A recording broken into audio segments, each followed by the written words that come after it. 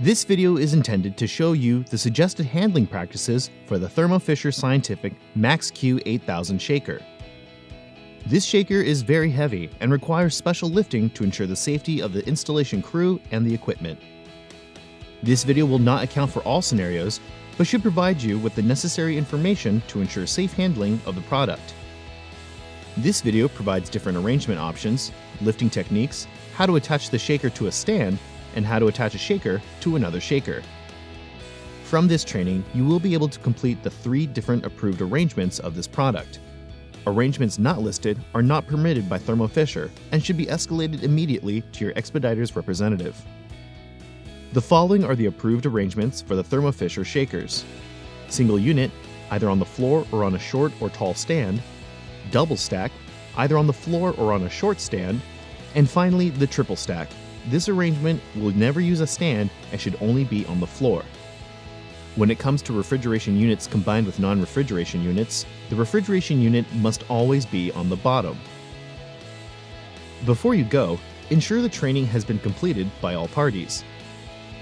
Here's what you should have with you: delivery paperwork and list of points of contact, the proper number of resources and people, a hard copy of the installation manual, a copy of the pre-site and completion checklist. Note that the pre-site checklist will confirm the desired stacking arrangement if required. Have a plan for how you will lift the device based on the information provided from the pre-site checklist, and a general toolkit including screwdrivers, ratchet set, and assorted hex wrenches. If stacking is required, you'll need a unit lifting device that must be able to lift 600 pounds up to 60 inches high, 2 48-inch long 2x4s, and the shaker stacking guidelines. And here are some other tools you'll need: a utility knife to remove bands and carefully open boxes, a 5/16 socket with ratchet, adjustable or a 1-inch open end wrench, a level, and masking tape. Here are a few areas of caution. Do not lift from the center of the unit. All lifting must occur within 10 inches of the edge of the unit or from the top using hoist rings. Do not lift by the refrigeration unit. Do not lift the unit by the door or the door handle. Do not use eye bolts. Only use pre-approved hoist rings. Avoid cutting through boxes and only cut through the tape.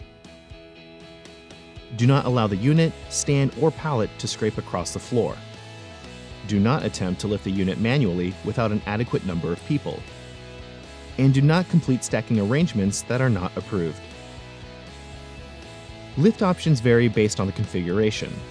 Lifting straps are an option if only placing one unit on a short stand, but they are not recommended for any other arrangement due to the height of lifting required.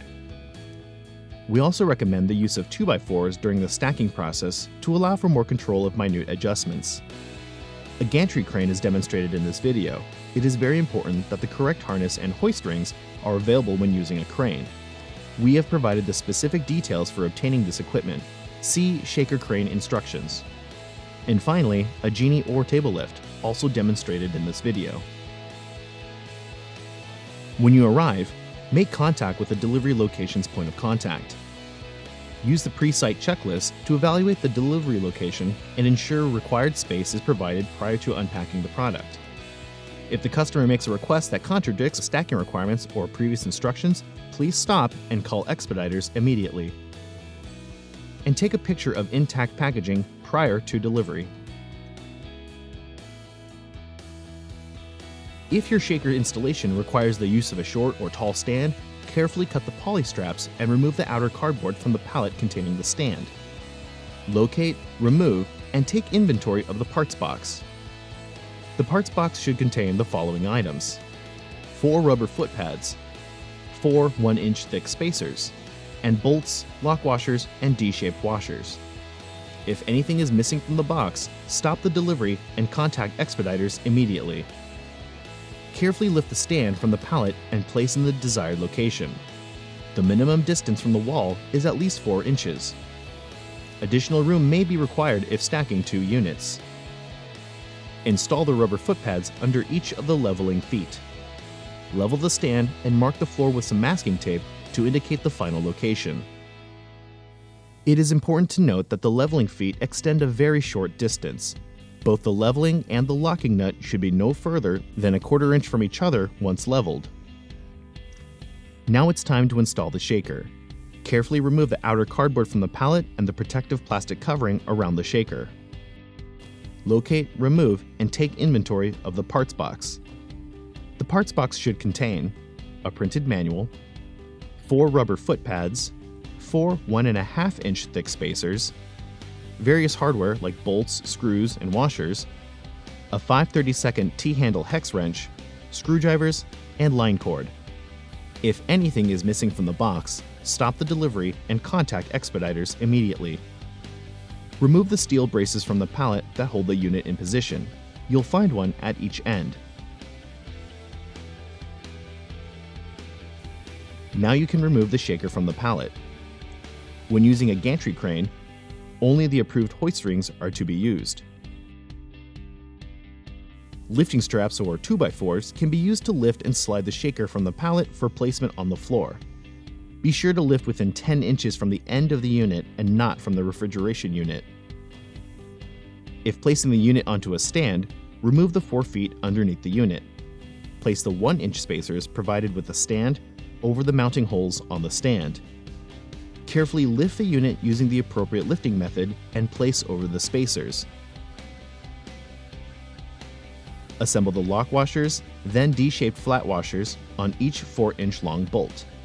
These parts can all be found in the parts box that comes with the stand. Thread the bolts through the underside of the stand's top rails, through the spacers, and into the holes in the bottom of the unit. Hand tighten using the wrench, securing the shaker to the stand. Do not tighten until all bolts have started to ensure alignment.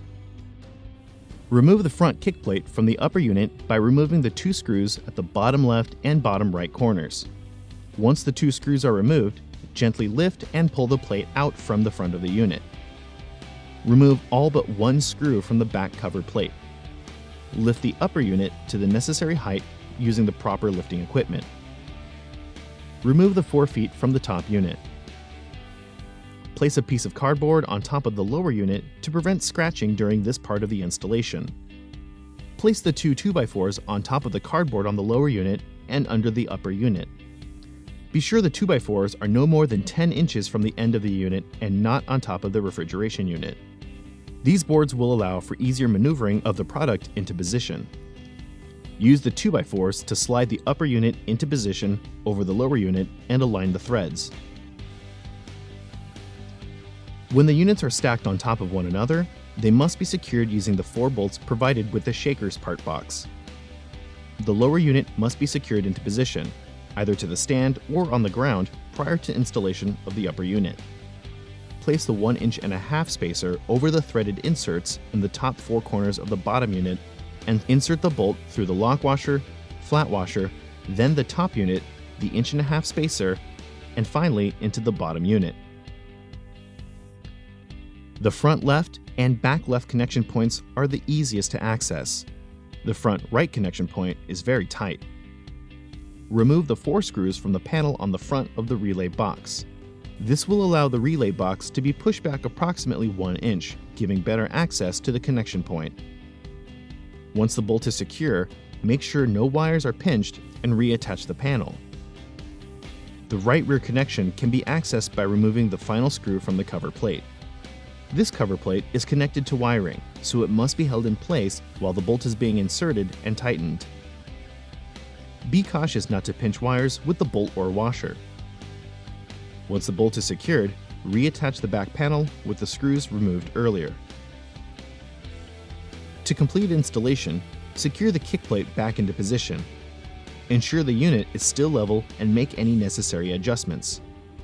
The final position should be at least 4 inches from adjacent objects or walls.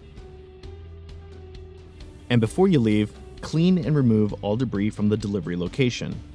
Complete the service confirmation checklist, making sure to note the arrival and departure time, number of people, equipment required, and the point of contact signature.